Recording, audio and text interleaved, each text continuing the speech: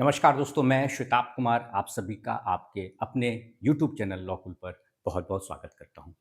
आप मेरे पीछे देख पा रहे होंगे कि बीपीएससी के द्वारा एक बहुत ही इम्पोर्टेंट नोटिफिकेशन आप सभी एस्पिरेंट्स के लिए जारी किया गया है। क्या है ये नोटिफिकेशन? यह पहले हम समझते हैं।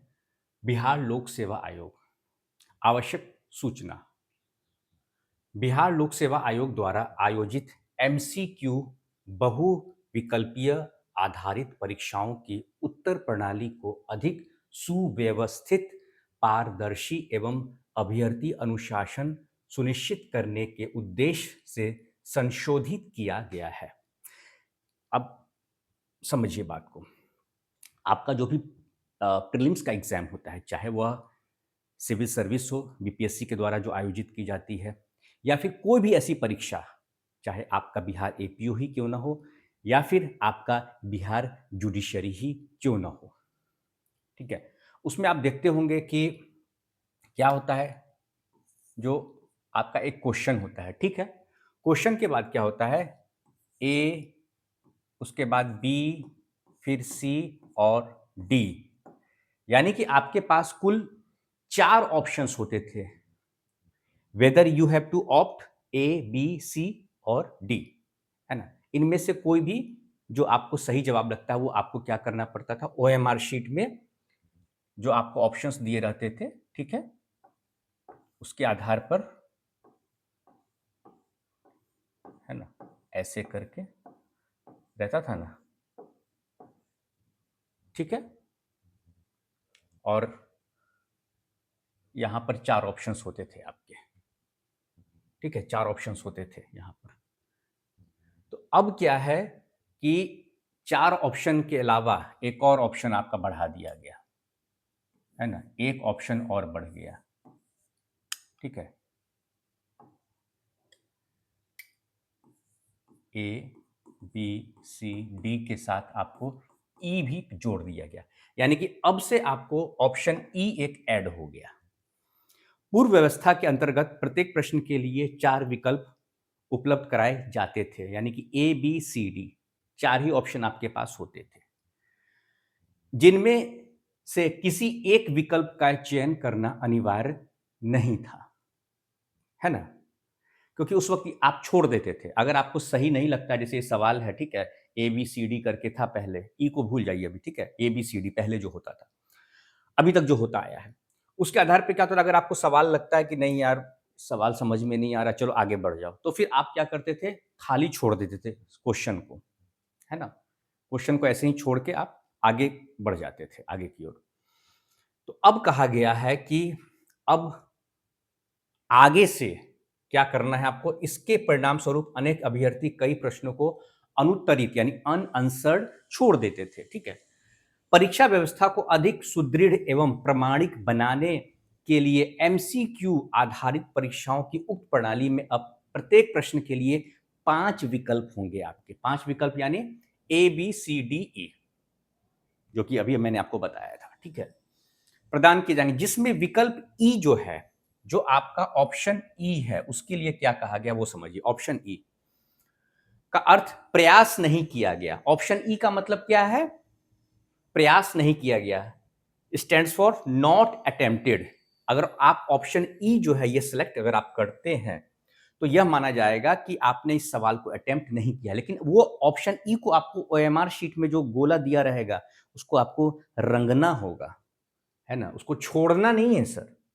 आप जो छोड़ के चले आते थे उसको छोड़ना नहीं है, अगर छोड़िएगा तो क्या दिक्कत होगा वह भी बताया गया। यदि यदि अभ्यर्थी प्रश्न का उत्तर देना चाहते हैं तो यह विकल्प ए बी सी डी में से किसी एक का चयन करेंगे। अगर आपको, समझिएगा बात को, पहले की तरह ही है, ए बी सी डी इन्हीं में से आपको कोई भी ऑप्शन को आपको चूज करना है, लेकिन आपको लगता है कि उस सवाल आपको समझ में नहीं आ रहा है, आपको उसका सही जवाब नहीं समझ में आ रहा है, आपको उसका आंसर नहीं देना है, तो फिर क्या करेंगे, ऑप्शन ई आपके लिए है, उसको आप क्या करिएगा, ऐसे करके उसको रंग दीजिएगा, ठीक है, ऐसे करके छोड़, अगर छोड़ दीजिएगा ब्लैंक, ऐसा छोड़ दीजिएगा एक लाइन से, तब क्या होगा यह भी बताया गया है। यदि कोई अभ्यर्थी 5 विकल्पों ए, बी, सी, डी, ई में से किसी का भी चयन नहीं करते हैं, तो ऐसे प्रत्येक अनुत्तरित अनअंसर्ड प्रश्न पर नकारात्मक अंकन करते हुए 1/3 यानी 1/3 अंक की कटौती की जाएगी। अगर आपको सही जवाब देना है, तब तो आप ए, बी, सी और डी में से कोई भी आप चुन सकते हैं। जो भी आपको सही जवाब लगता है, उस पे क्या कीजिएगा, आप ऐसे-ऐसे करके उसके आगे जो है, आपको जैसा करते आए हैं आप, ओएमआर शीट पर आप उसको रंग कर दीजिएगा, जो सर्किल दिया रहता है उसको। लेकिन अगर आपको लगता है कि नहीं, ये सवाल का मैं जवाब नहीं देना चाहता हूं, तो इसको आप ऐसे ही नहीं छोड़ेंगे। ऐसे छोड़ दिए तो क्या होगा, आपका 1/3 जो मार्क्स है वह क्या हो जाएगा, वह लेस हो जाएगा। समझ जाइए कहानी। ठीक है, तो उसमें निगेटिव मार्किंग हो जाएगी इसके वजह से। ये निगेटिव मार्किंग का है पैटर्न। ठीक है, तो अनआंसर्ड माना जाएगा। तो याद रखिएगा, अब बिहार जुडिशरी का हो एग्जाम या जो आपका बिहार एपीओ का होने वाला है एग्जाम, उसमें अगर कोई जवाब आपको नहीं लगता है कि इसका जवाब मुझे नहीं देना है, तो ऑप्शन ई को कीजिएगा, ई को।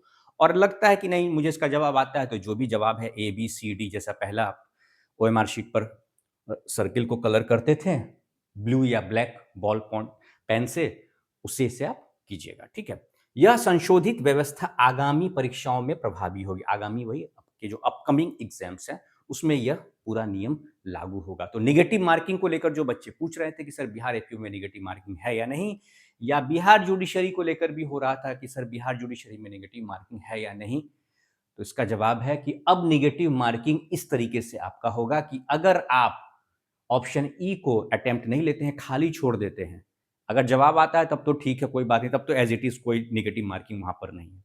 लेकिन अगर आप अनअंसर्ड छोड़ देते हैं, अटेम्प्ट ही नहीं लेते हैं, तो वो क्या हो जाएगा, आपका नॉट अटेम्प्टेड में काउंट हो जाएगा, और उस वजह से आपका क्या होगा, 1/3 1/3 जो नंबर है वह लेस हो जाएगा, और यहीं पर आपका निगेटिव मार्किंग वाला कॉन्सेप्ट आ गया है। ठीक है, इसीलिए मैं कहता हूं कि एग्जाम का मतलब सिर्फ एग्जाम की तैयारी ही नहीं होती है आपके लिए। एग्जाम का मतलब होता है कि आपको पूरी स्ट्रेटेजी को फॉलो करना होगा।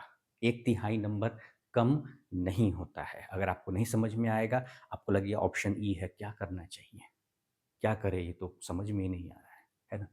आप अनआंसर्ड छोड़ दीजिएगा, तो उस वजह से आपका नेगेटिव मार्किंग में चला जाएगा वो। ठीक है दोस्तों, तो आज का सेशन यहीं पे कंक्लूड करता हूँ। एग्जाम को लेकर अगर कोई सवाल हो तो आप मुझसे कमेंट सेक्शन में, या फिर आज के सेशन को लेकर भी कोई सवाल हो तो आप मुझसे कमेंट सेक्शन में पूछ सकते हैं। मिलते हैं अपने नेक्स्ट सेशन में, तब तक के लिए नमस्कार।